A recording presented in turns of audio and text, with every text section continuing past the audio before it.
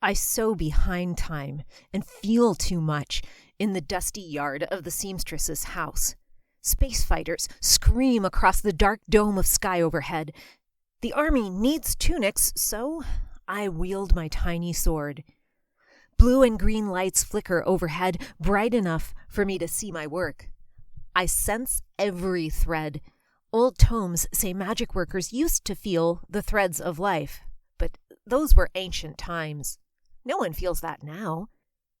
When Mother Seller's hand rests heavy on my shoulder and she says she's very sorry, I know my stitches were too slow to grant immunity.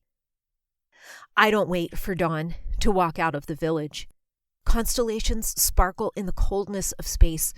My feet crunch on frozen ground and my nostrils burn with smoke from the battlefield.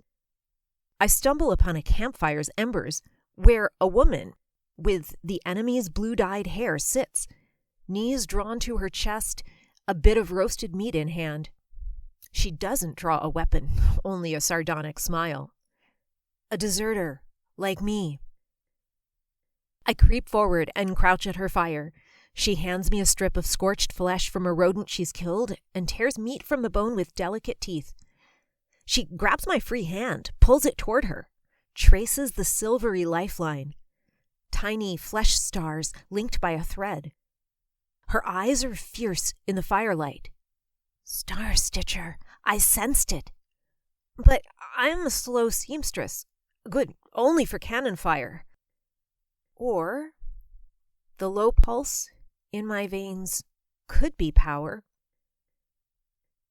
The far-off bow lights of fighters hover over the battlefield. Shells drop, staining the horizon red.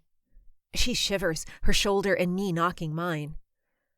I pull out the needle, feel its minuscule weight, and let the internal threads uncurl along my veins. This sixth sense that made me a dull seamstress. This feel of every fiber and soul link with every stitch. This is magic?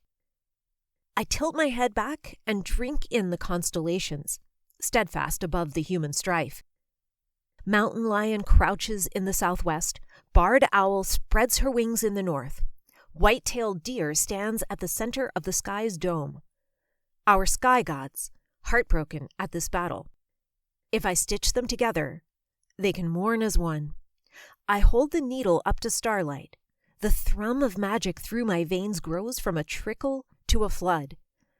The eyes of the woman at my side reflect skyfire.